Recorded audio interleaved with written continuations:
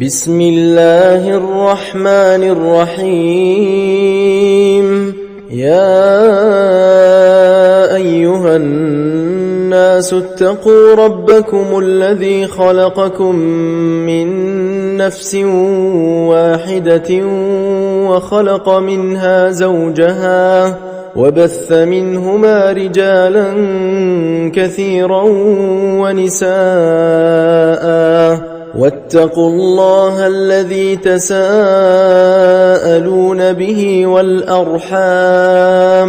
إن الله كان عليكم رقيبا. وآتوا اليتامى أموالهم ولا تتبدلوا الخبيث بالطيب ولا تأكلوا أموالهم إلى أموالكم إنه كان حوبا كبيرا. وإن خفتم ألا تقسطوا في اليتامى فانكحوا ما طاب لكم من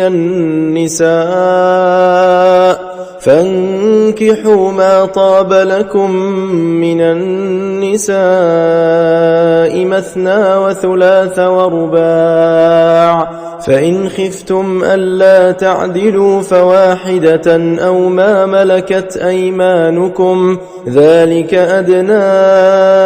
ألا تعولوا. وآتوا النساء صدقاتهن نحلة فإن طبن لكم عن شيء منه نفسا فكلوه هنيئا مريئا. ولا تؤتوا السفهاء أموالكم التي جعل الله لكم قياما وارزقوهم فيها واكسوهم وقولوا لهم قولا معروفا. وابتلوا اليتامى حتى إذا بلغوا النكاح فإن آنستم منهم رشدا فادفعوا إليهم أموالهم ولا تأكلوها إسرافا وبدارا أن يكبروا. ومن كان غنيا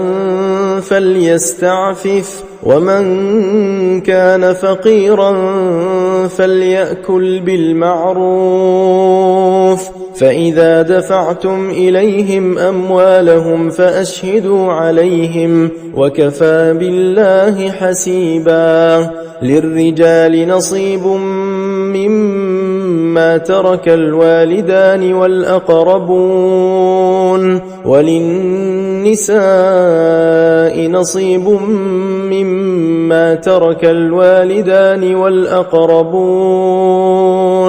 مما قل منه أو كثر نصيبا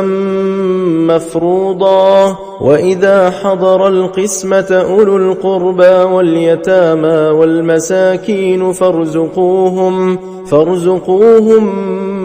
منه وقولوا لهم قولا معروفا. وليخشى الذين لو تركوا من خلفهم ذرية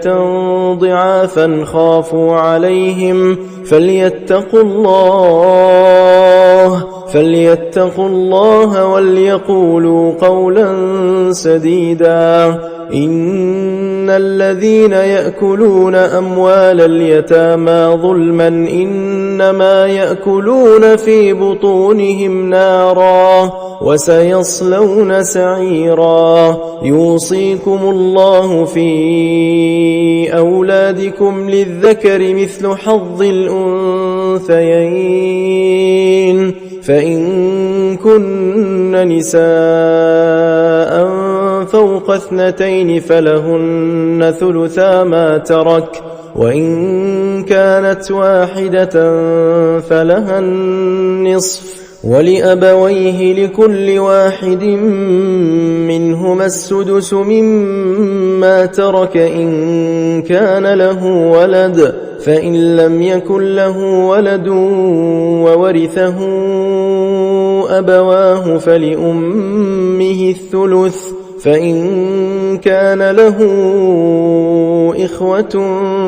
فلأمه السدس من بعد وصية يوصي بها أو دين. آباؤكم وأبناؤكم لا تدرون أيهم أقرب لكم نفعا فريضة من الله إن الله كان عليما حكيما. ولكم نصف ما ترك أزواجكم إن لم يكن لهن ولد فإن كان لهن ولد فلكم الربع مما تركن من بعد وصية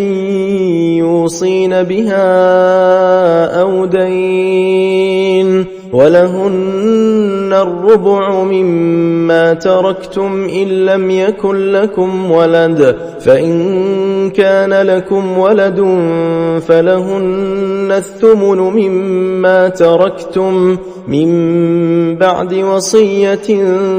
توصون بها أو دين. وإن كان رجل يورث كلالة أو امرأة وله أخ أو أخت فلكل واحد منهما السدس فإن كانوا أكثر من ذلك فهم شركاء في الثلث من بعد وصية يوصى بها أو دين غير مضار وصية من الله والله عليم حليم. تلك حدود الله ومن يطع الله ورسوله يدخله جنات تجري من تحتها الأنهار خالدين فيها وذلك الفوز العظيم. ومن يعص الله ورسوله ويتعد حدوده يدخله نارا خالدا فيها وله عذاب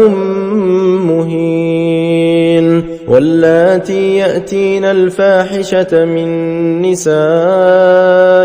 فاستشهدوا عليهن 4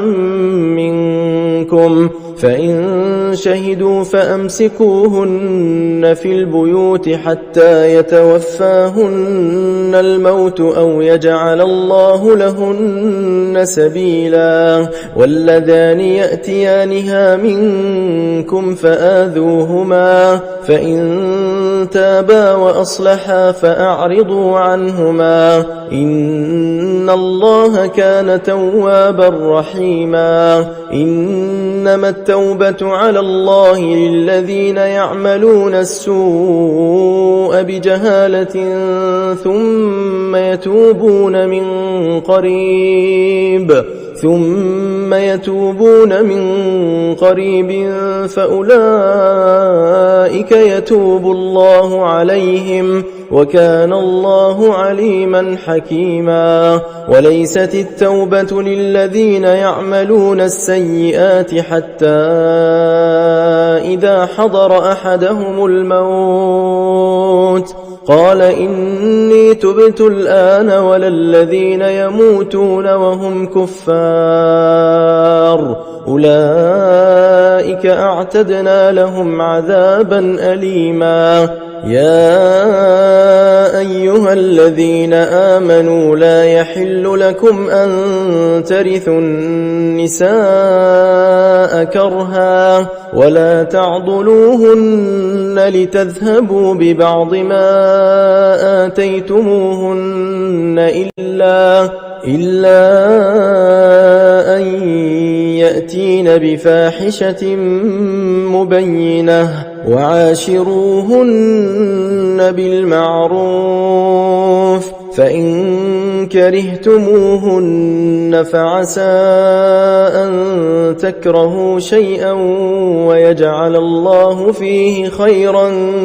كثيرا. وإن أردتم استبدال زوج مكان زوج وآتيتم إحداهن قنطارا فلا تأخذوا منه شيئا أتأخذونه بهتانا وإثما مبينا وكيف تأخذونه وقد أفضى بعضكم إلى بعض وأخذن منكم ميثاقا غليظا ولا تنكحوا ما نكح آباؤكم من النساء إلا ما قد سلف إنه كان فاحشة ومقتا وساء سبيلا. حرمت عليكم أمهاتكم وبناتكم وأخواتكم وعماتكم وخالاتكم وبنات الأخ وبنات الأخت وأمهاتكم اللاتي أرضعنكم وأخواتكم من الرضاعة وأمهات نسائكم وربائبكم اللاتي في حجوركم من نسائكم اللاتي دخلتم بهن فإن لم تكونوا دخلتم بهن فلا جناح عليكم وحلائل أبنائكم الذين من أصلابكم وأن تجمعوا بين الأختين إلا ما قد سلف إن الله كان غفورا رحيما. والمحصنات من النساء إلا ما ملكت أيمانكم كتاب الله عليكم وأحل لكم ما وراء ذلكم أن تبتغوا بأموالكم محصنين غير مسافحين فما استمتعتم به منهن فآتوهن أجورهن فريضة ولا جناح عليكم فيما تراضيتم به من بعد الفريضة إن الله كان عليما حكيما. ومن لم يستطع منكم طولا أن ينكح المحصنات المؤمنات فمما ملكت أيمانكم من فتياتكم المؤمنات والله أعلم بإيمانكم بعضكم من بعض فانكحوهن بإذن أهلهن وآتوهن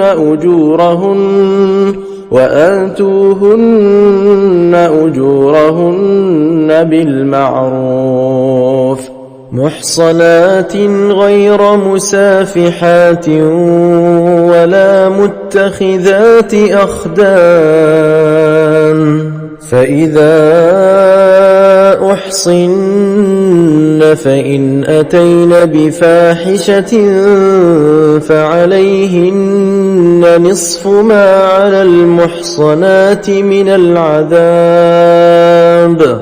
ذلك لمن خشي العنة منكم وأن تصبروا خير لكم والله غفور رحيم. يريد الله ليبين لكم ويهديكم سنن الذين من قبلكم ويتوب عليكم والله عليم حكيم. والله يريد أن يتوب عليكم ويريد الذين يتبعون الشهوات أن تميلوا ميلا عظيما. يريد الله أن يخفف عنكم وخلق الإنسان ضعيفا. يا أيها الذين آمنوا لا تأكلوا أموالكم بينكم بالباطل إلا أن تكون تجارة عن تراض منكم ولا تقتلوا أنفسكم إن الله كان بكم رحيما. ومن يفعل ذلك عدوانا وظلما فسوف نصليه نارا وكان ذلك على الله يسيرا. إن تجتنبوا كبائر ما تنهون عنه نكفر عنكم سيئاتكم وندخلكم مدخلا كريما. ولا تتمنوا ما فضل الله به بعضكم على بعض للرجال نصيب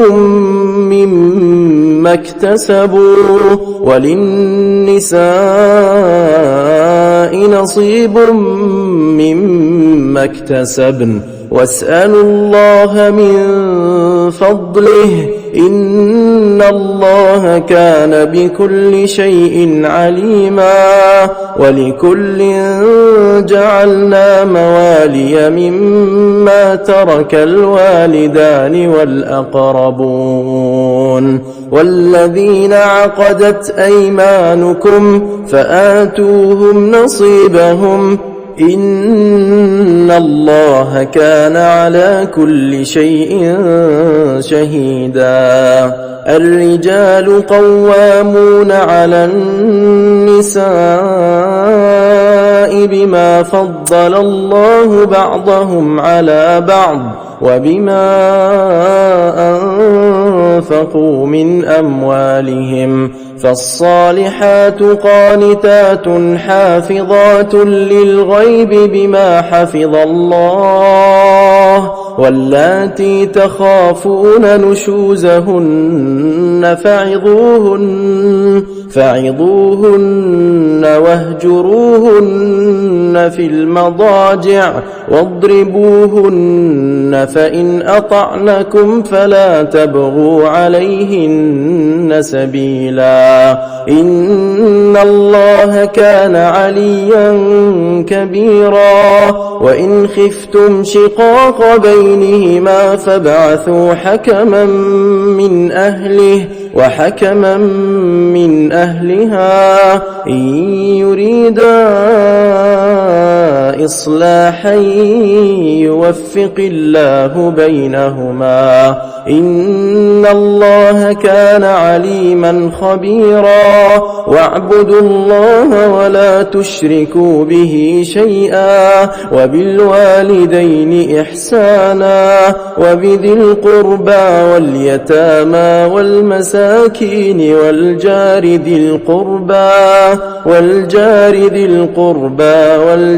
الجنب والصاحب بالجنب وابن السبيل وما ملكت أيمانكم إن الله لا يحب من كان مختالا فخورا. الذين يبخلون ويأمرون الناس بالبخل ويكتمون ما آتاهم الله من فضله وأعتدنا للكافرين عذابا مهينا والذين ينفقون أموالهم رئاء الناس ولا يؤمنون بالله ولا باليوم الآخر ومن يكن الشيطان له قرينا فساء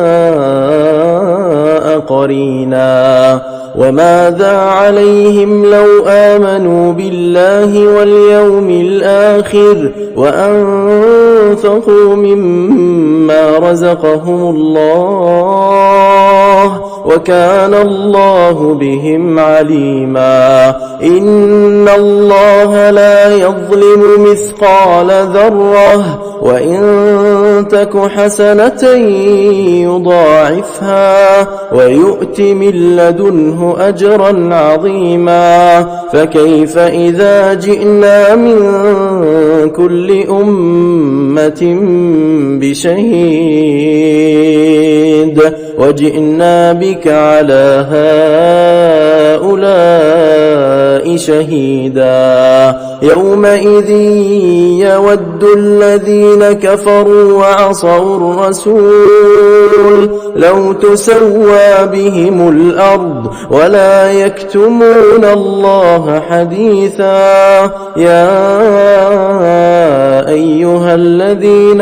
آمنوا لا تقربوا الصلاة وأنتم سكارى حتى تعلموا ما تقولون ولا جنبا إلا عابري سبيل حتى تغتسلوا وإن كنتم مرضى أو على سفر أو جاء أحد منكم من الغائط أو لامستم النساء فلم تجدوا ماء فتيمموا صعيدا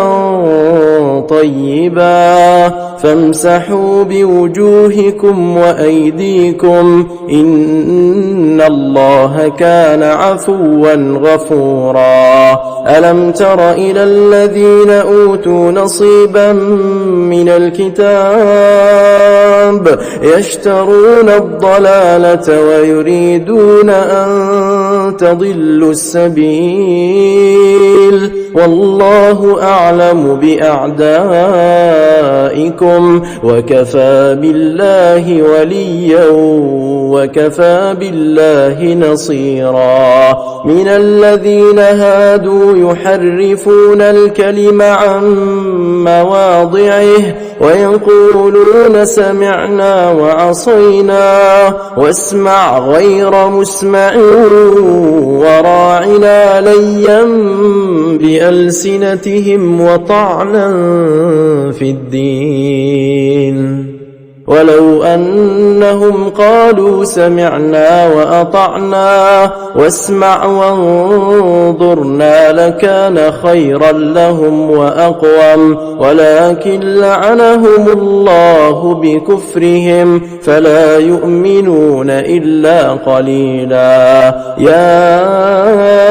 أيها الذين أوتوا الكتاب آمنوا بما نزلنا مصدقا لما معكم من قبل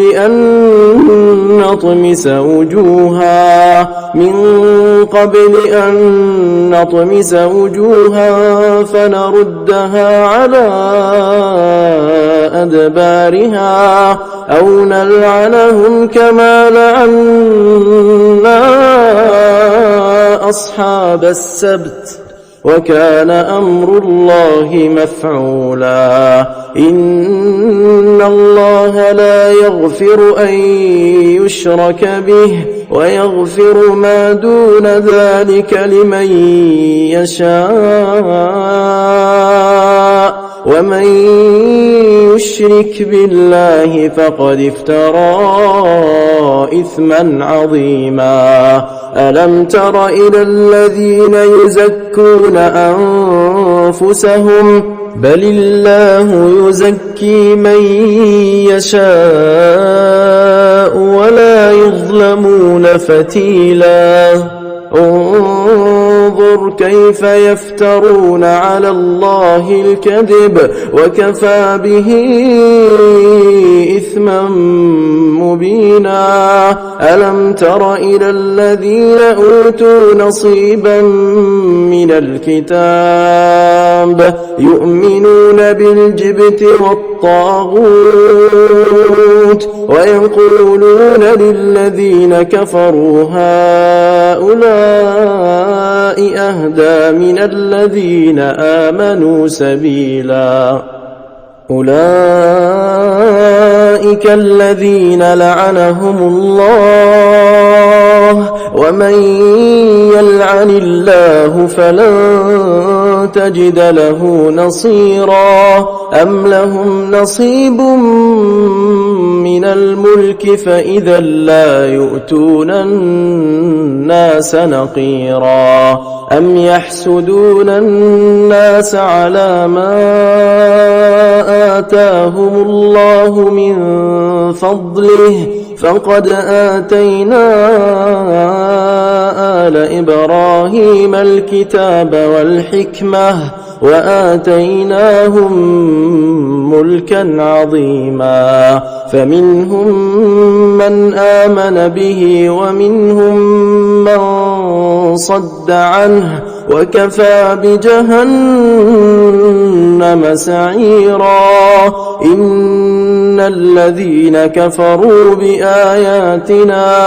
سوف نصليهم نارا كلما نضجت جلودهم بدلناهم جلودا غيرها ليذوقوا العذاب إن الله كان عزيزا حكيما والذين آمنوا وعملوا الصالحات سندخلهم جنات تجري من تحتها الأنهار خالدين فيها أبدا لهم فيها أزواج مطهرة وندخلهم ظلا ظليلا إن الله يأمركم أن تؤدوا الأمانات إلى أهلها وإذا حكمتم بين الناس أن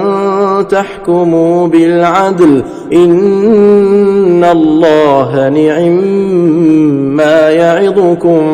به إن الله كان سميعا بصيرا يا أيها الذين آمنوا أطيعوا الله وأطيعوا الرسول وأولي الأمر منكم فإن تنازعتم في شيء فردوه إلى الله والرسول إن كنتم تؤمنون بالله واليوم الآخر ذلك خير وأحسن تأويلا ألم تر إلى الذين يزعمون أنهم آمنوا بما أنزل إليك وما أنزل من قبلك يريدون أن يتحاكموا إلى الطاغوت وقد أمروا أن يكفروا به ويريد الشيطان أن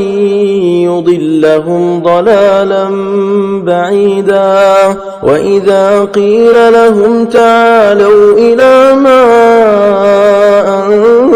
أنزل الله وإلى الرسول رأيت المنافقين يصدون عنك صدودا فكيف إذا أصابتهم مصيبة بما قدمت أيديهم ثم جاءوك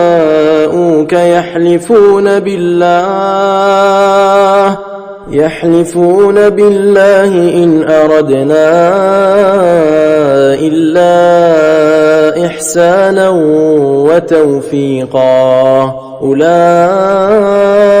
الذين يعلم الله ما في قلوبهم فأعرض عنهم وعظهم وقل لهم في أنفسهم قولا بليغا وما أرسلنا من رسول إلا ليطاع بإذن الله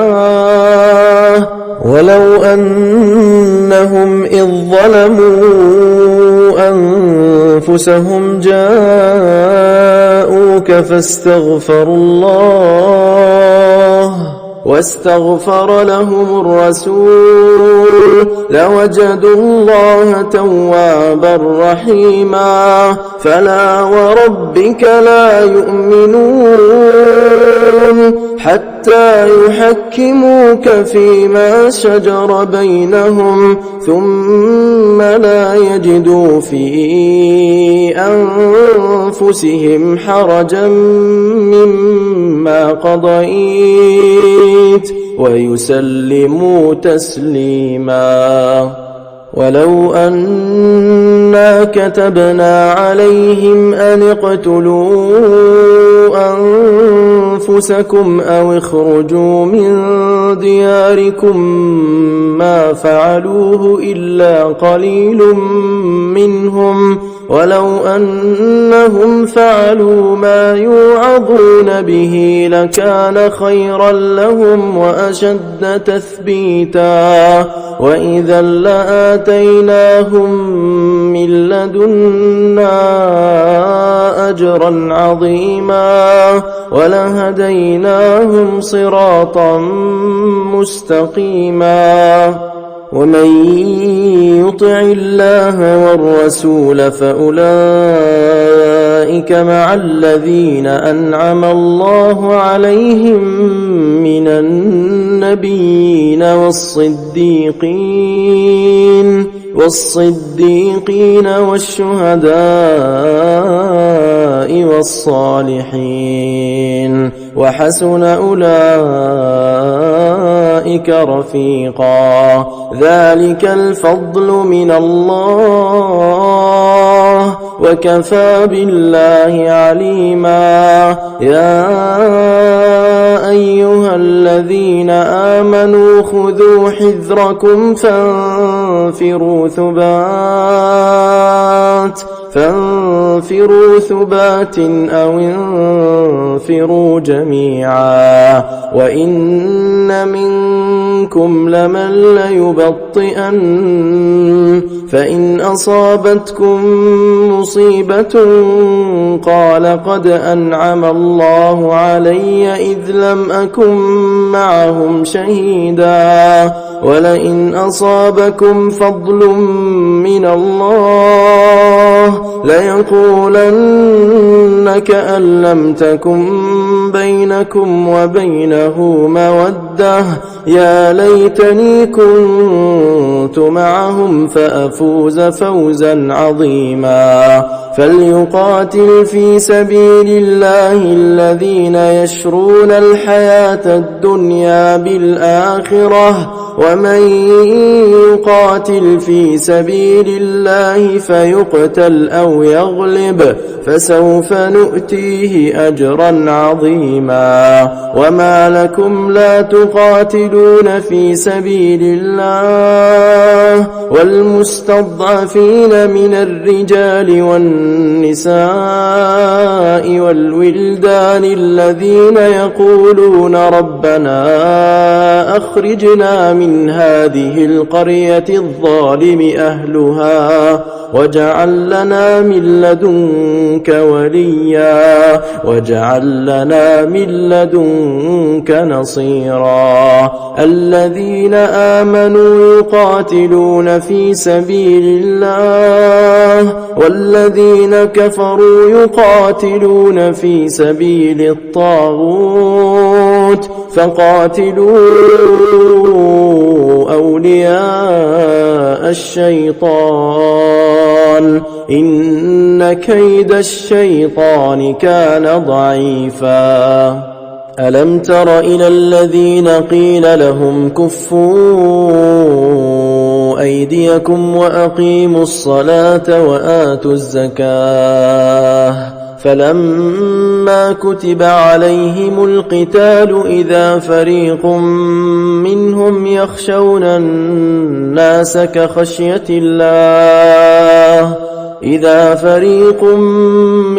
يخشون الناس كخشية الله أو أشد خشية وقالوا ربنا لم كتبت علينا القتال لولا أخرتنا إلى أجل قريب قل متاع الدنيا قليل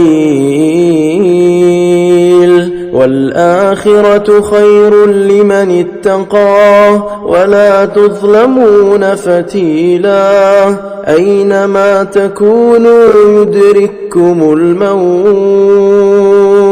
ولو كنتم في بروج مشيدة وإن تصبهم حسنة يقولوا هذه من عند الله وإن تصبهم سيئة يقولوا هذه من عندك قل كل من عند الله فما لهؤلاء القوم لا يكادون يفقهون حديثا ما أصابك من حسنة فمن الله وما أصابك من سيئة فمن نفسك وأرسلناك للناس رسولا وكفى بالله شهيدا. من يطع الرسول فقد أطاع الله ومن تولى فما أرسلناك عليهم حفيظا ويقولون طاعة فإذا برزوا من عندك بيت طائفة منهم غير الذي تقول والله يكتب ما يبيتون فأعرض عنهم وتوكل على الله وكفى بالله وكيلا. أفلا يتدبرون القرآن ولو كان من عند غير الله لوجدوا فيه اختلافا كثيرا وإذا جاءهم أمر من الأمن أو الخوف أذاعوا به ولو ردوه إلى الرسول وإلى أولي الأمر منهم لعلمه الذين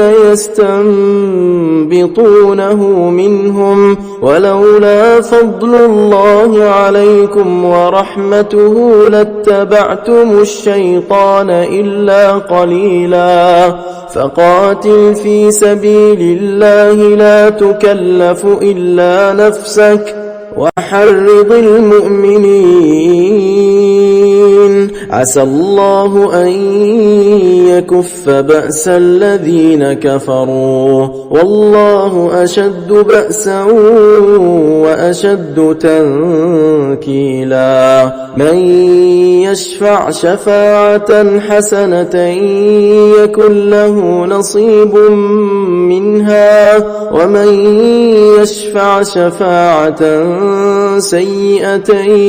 يكن له كفل منها وكان الله على كل شيء مقيتا. وإذا حييتم بتحية فحيوا بأحسن منها أو ردوها إن الله كان على كل شيء حسيبا. الله لا إله إلا هو ليجمعنكم إلى يوم القيامة لا ريب فيه ومن أصدق من الله حديثا. فما لكم في المنافقين فئتين والله أركسهم بما كسبوا أتريدون أن تهدوا من أضل الله ومن يضلل الله فلن تجد له سبيلا. ودوا لو تكفرون كما كفروا فتكونون سواء فلا تتخذوا منهم أولياء حتى يهاجروا في سبيل الله فإن تولوا فخذوهم واقتلوهم حيث وجدتموهم ولا تتخذوا منهم وليا ولا نصيرا إلا الذين يصلون إلى قوم بينكم وبينهم ميثاق أو جاءوكم حصرت صدورهم أن يقاتلوكم أو يقاتلوا قومهم ولو شاء الله لسلطهم عليكم فلقاتلوكم فإن اعتزلوكم فلم يقاتلوكم وألقوا إليكم السلم فما جعل الله لكم عليهم سبيلا. ستجدون آخرين يريدون أن يأمنوكم ويأمنوا قومهم كلما ردوا إلى الفتنة أركسوا فيها فإن لم يعتزلوكم ويلقوا إليكم السلم ويكفوا أيديهم فخذوهم واقتلوهم حيث ثقفتموهم وأولئكم جعلنا لكم عليهم سلطانا مبينا. وما كان لمؤمن أن يقتل مؤمنا إلا خطأ ومن قتل مؤمنا خطأ فتحرير رقبة مؤمنة ودية مسلمة إلى أهله إلا أن يصدقوا فإن كان من قوم عدو لكم وهو مؤمن فتحرير رقبة مؤمنة وإن كان من قوم بينكم وبينهم ميثاق فدية مسلمة إلى أهله وتحرير رقبة مؤمنة فمن لم يجد فصيام شهرين متتابعين توبة من الله وكان الله عليما حكيما. ومن يقتل مؤمنا متعمدا فجزاؤه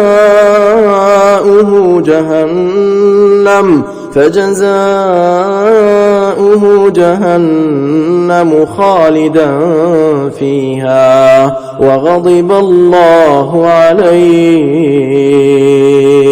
ولعنه وأعد له عذابا عظيما. يا أيها الذين آمنوا إذا ضربتم في سبيل الله فتبينوا ولا تقولوا لمن ألقى إليكم السلام لست مؤمنا تبتغون عرض الحياة الدنيا فعند الله مغانم كثيرة كذلك كنتم من قبل فمن الله عليكم فتبينوا إن الله كان بما تعملون خبيرا. لا يستوي القاعدون من المؤمنين غير أولي الضرر والمجاهدون في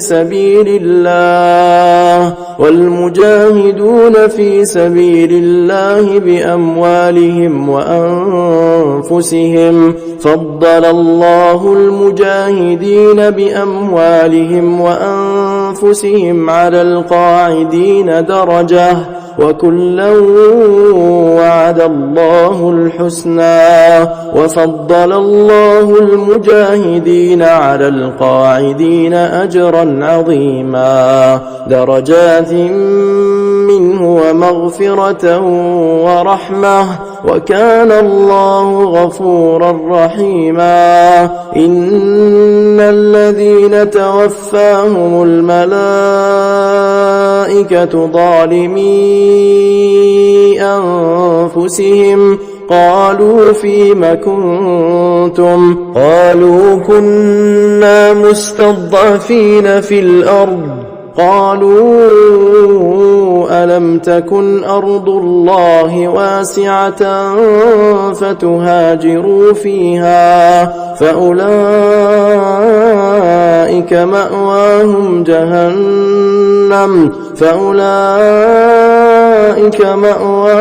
جهنم وساءت مصيرا. إلا المستضعفين من الرجال والنساء والولدان لا يستطيعون حيلة ولا يهتدون سبيلا فأولئك عسى الله أن يعفو عنهم وكان الله عفوا غفورا. ومن يهاجر في سبيل الله يجد في الأرض مراغما كثيرا وسعة ومن يخرج من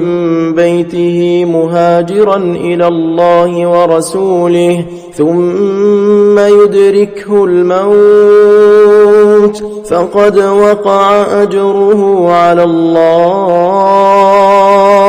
وكان الله غفورا رحيما. وإذا ضربتم في الأرض فليس عليكم جناح أن تقصروا من الصلاة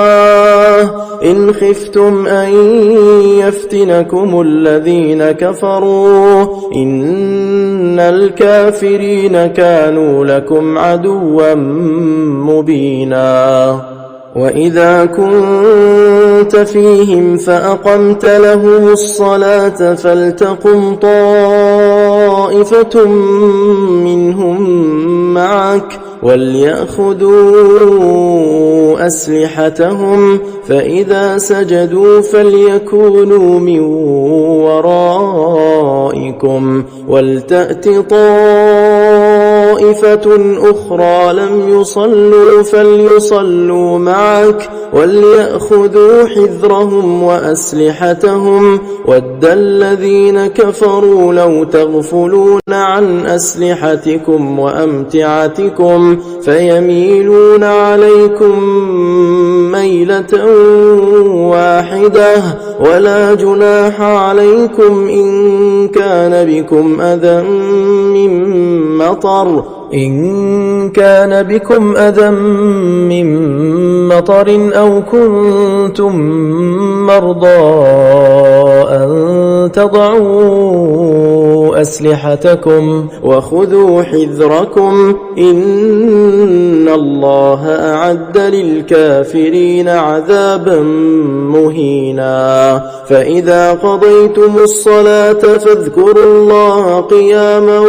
وقعودا وعلى جنوبكم فإذا اطمأننتم فأقيموا الصلاة إن الصلاة كانت على المؤمنين كتابا موقوتا ولا تهنوا في ابتغاء القوم إن تكونوا تألمون فإنهم يألمون كما تألمون وترجون من الله ما لا يرجون وكان الله عليما حكيما إنا أنزلنا إليك الكتاب بالحق لتحكم بين الناس بما أراك الله ولا تكن للخائنين خصيما واستغفر الله إن الله كان غفورا رحيما ولا تجادل عن الذين يختانون أنفسهم إن الله لا يحب من كان خوانا أثيما يستخفون من الناس ولا يستخفون من الله وهو معهم إذ يبيتون ما لا يرضى من القول وكان الله بما يعملون محيطا ها أنتم هؤلاء جادلتم عنهم في الحياة الدنيا فمن يجادل الله عنهم يوم القيامة أم من يكون عليهم وكيلا ومن يعمل سوءا أو يظلم نفسه ثم يستغفر الله يجد الله غفورا رحيما ومن يكسب إثما فإنما يكسبه على نفسه وكان الله عليما حكيما ومن يكسب خطيئة أو إثما ثم يرم به بريئا فقد احتمل بهتانا وإثما مبينا ولولا فضل الله عليك ورحمته لهم طائفة منهم أن يضلوك وما يضلون إلا أنفسهم وما يضرونك من شيء وأنزل الله عليك الكتاب والحكمة وعلمك ما لم تكن تعلم وكان فضل الله عليك عظيما لا خير في كثير من نجواهم إلا من أمر بصدقة أو معروف أو إصلاح بين الناس ومن يفعل ذلك ابتغاء مرضات الله فسوف نؤتيه أجرا عظيما ومن يشاقق الرسول من بعد ما تبين له الهدى ويتبع غير سبيل المؤمنين نوله ما تولى ونصله جهنم وساءت مصيرا إن الله لا يغفر أن يشرك به ويغفر ما دون ذلك لمن يشاء ومن يشرك بالله فقد ضل ضلالا بعيدا إن يدعون من دونه إلا إناثا وإن يدعون إلا شيطانا مريدا لعنه الله وقال لأتخذن من عبادك نصيبا مفروضا ولأضلنهم ولأمنينهم ولآمرنهم فليبتكن آذان الأنعام ولآمرنهم فليغيرن خلق الله ومن يتخذ الشيطان وليا من دون الله فقد خسر خسرانا مبينا يعدهم ويمنيهم وما يعدهم الشيطان إلا غرورا أولئك مأواهم جهنم ولا يجدون عنها محيصا والذين آمنوا وعملوا الصالحات سندخلهم جنات تجري من تحتها الأنهار خالدين فيها أبدا وعد الله حقا ومن أصدق من الله قيلا ليس بأمانيكم ولا أماني أهل الكتاب من يعمل سوءا يجز به ولا يجد له من دون الله وليا ولا نصيرا ومن يعمل من الصالحات من ذكر أو أنثى وهو مؤمن فأولئك يدخلون الجنة ولا يظلمون نقيرا ومن أحسن دينا من أسلم وجهه لله وهو محسن واتبع ملة إبراهيم حنيفا واتخذ الله إبراهيم خليلا ولله ما في السماوات وما في الأرض وكان الله بكل شيء محيطا ويستفتونك في النساء قل الله يفتيكم فيهن وما يتلى عليكم في الكتاب في يتامى النساء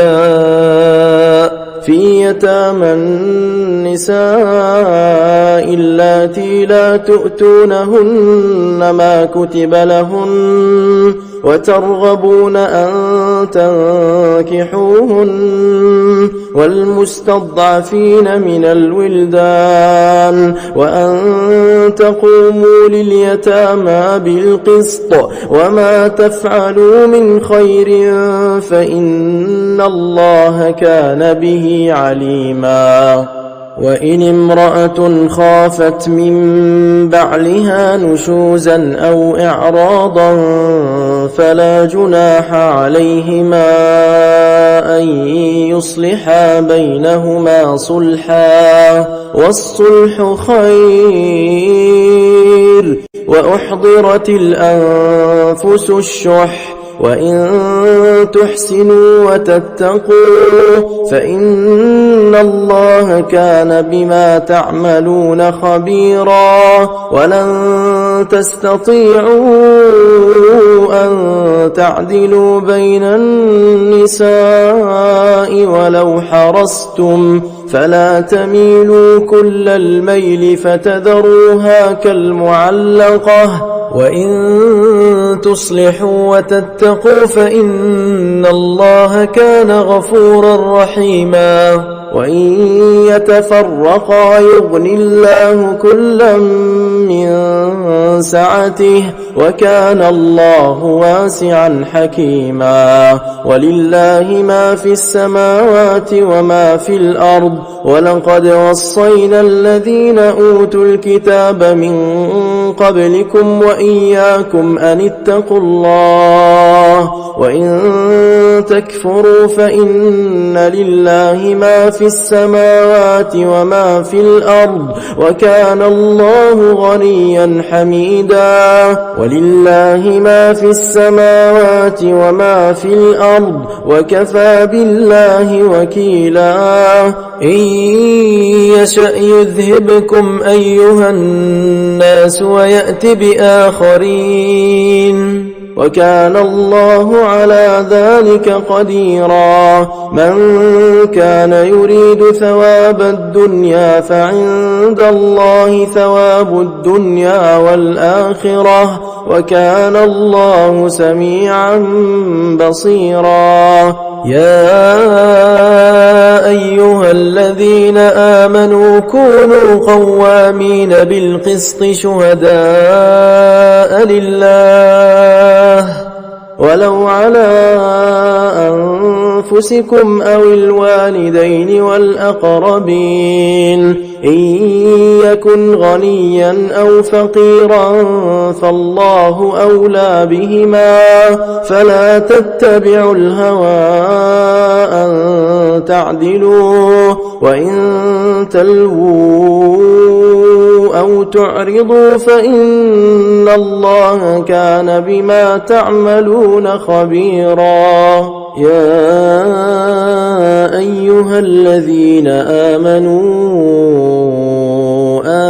بالله ورسوله والكتاب الذي نزل على رسوله والكتاب الذي أنزل من قبل ومن يكفر بالله وملائكته وكتبه ورسله واليوم الآخر فقد ضل ضلالا بعيدا إن الذين آمنوا ثم كفروا ثم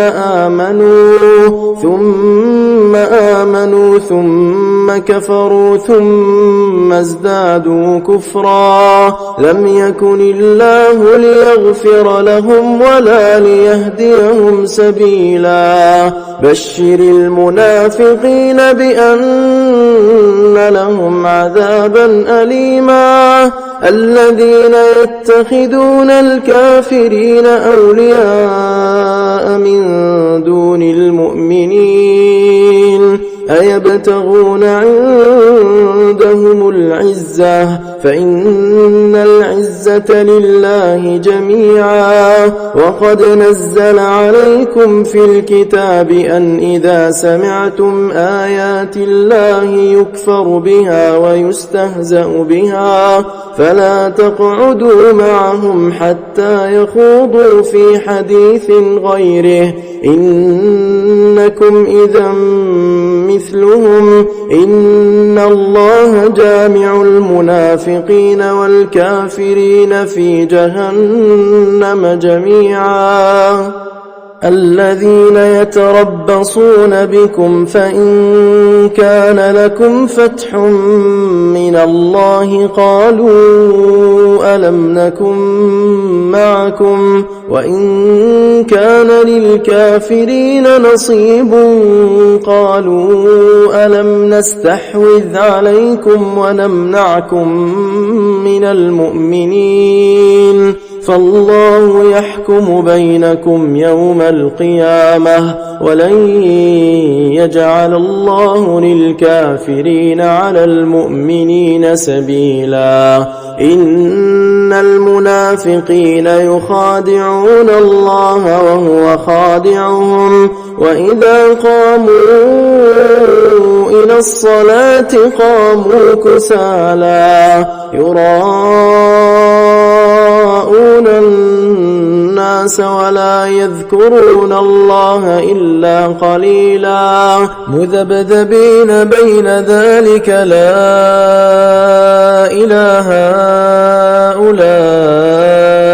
ولا إله هؤلاء ومن يضلل الله فلن تجد له سبيلا يا أيها الذين آمنوا لا تتخذوا الكافرين أولياء من دون المؤمنين أتريدون أن تجعلوا لله عليكم سلطانا مبينا إن المنافقين في الدرك الأسفل من النار ولن تجد لهم نصيرا إلا الذين تابوا وأصلحوا واعتصموا بالله وأخلصوا دينهم لله فأولئك مع المؤمنين وسوف يؤتي الله المؤمنين أجرا عظيما ما يفعل الله بعذابكم إن شكرتم وآمنتم وكان الله شاكرا عليما لا يحب الله الجهر بالسوء من القول إلا من ظلم وكان الله سميعا عليما إن تبدوا خيرا أو تخفوه أو تعفو عن سوء فإن الله كان عفوا قديرا إن الذين يكفرون بالله ورسله ويريدون أن يفرقوا بين الله ورسله ويقولون نؤمن ببعض ونكفر ببعض ويريدون أن يتخذوا بين ذلك سبيلا أولئك هم الكافرون حقا وأعتدنا للكافرين عذابا مهينا والذين آمنوا بالله ورسله ولم يفرقوا بين أحد منهم أولئك سوف يؤتيهم أجورهم وكان الله غفورا رحيما يسألك أهل الكتاب أن تنزل عليهم كتابا من السماء فقد سألوا موسى أكبر من ذلك فقالوا أرنا الله جهرة فأخذتهم الصاعقة بظلمهم ثم اتخذوا العجل من بعد ما جاءتهم البينات فعفونا عن ذلك وآتينا موسى سلطانا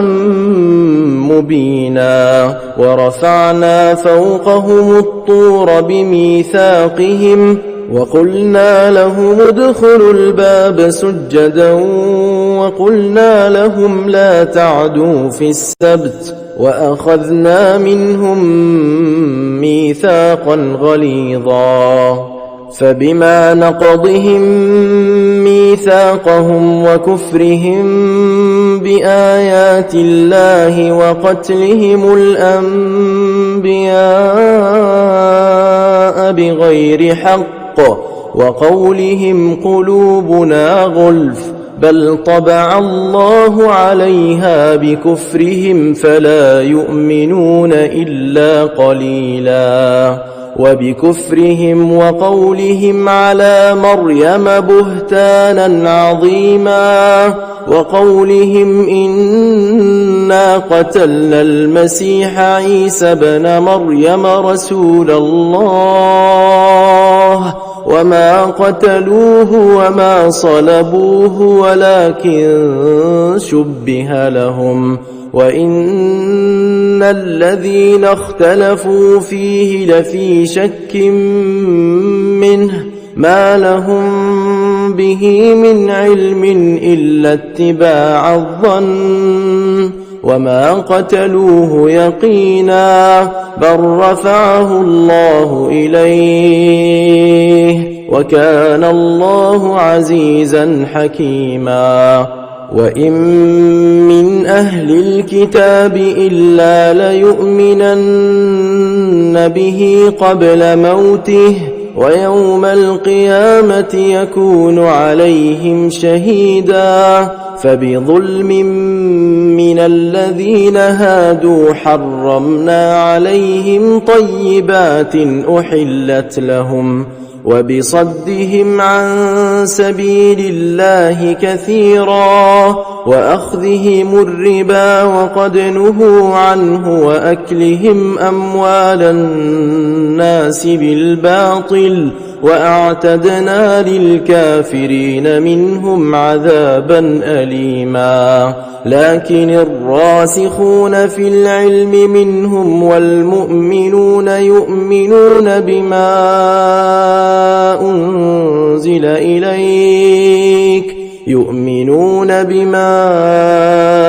أنزل إليك وما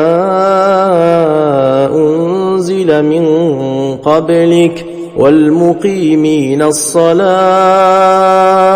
والمؤتون الزكاة والمؤمنون بالله واليوم الآخر أولئك سنؤتيهم أجرا عظيما إنا أوحينا إليك كما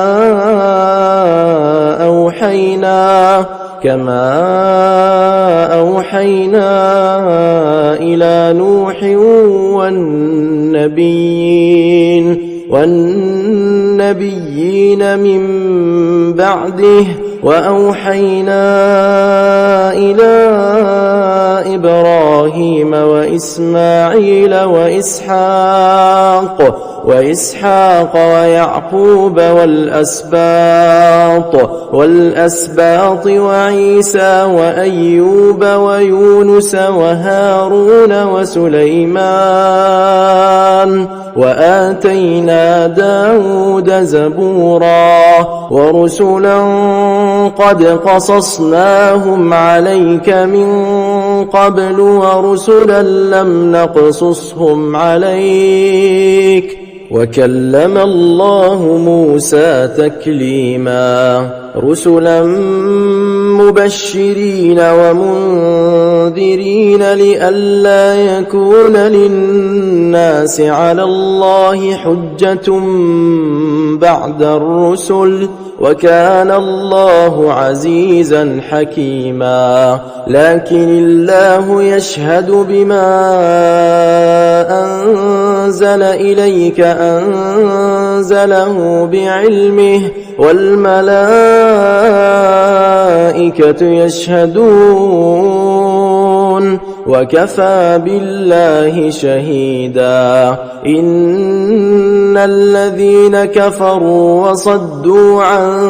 سبيل الله قد ضلوا ضلالا بعيدا إن الذين كفروا وظلموا لم يكن الله ليغفر لهم ولا ليهديهم طريقا إلا طريق جهنم خالدين فيها أبدا وكان ذلك على الله يسيرا يا أيها الناس قد جاءكم جاءكم الرسول بالحق من ربكم فآمنوا خيرا لكم، وإن تكفروا فإن لله ما في السماوات والأرض، وكان الله عليما حكيما. يا أهل الكتاب لا تغلوا في دينكم ولا تقولوا على الله إلا الحق، إنما المسيح عيسى بن مريم رسول الله وكلمته ألقاها إلى مريم وروح منه، فآمنوا بالله ورسله ولا تقولوا ثلاثة، انتهوا خيرا لكم، إنما الله إله واحد سبحانه أن يكون له ولد، له ما في السماوات وما في الأرض، وكفى بالله وكيلا. لن يستنكف المسيح أن يكون عبدا لله ولا الملائكة المقربون، ومن يستنكف عن عبادته ويستكبر فسيحشرهم إليه جميعا. فأما الذين آمنوا وعملوا الصالحات فيوفيهم أجورهم ويزيدهم من فضله، وأما الذين استنكفوا واستكبروا فيعذبهم عذابا أليما، ولا يجدون لهم من دون الله وليا ولا نصيرا. يا أيها الناس قد جاءكم برهان من ربكم وأنزلنا إليكم نورا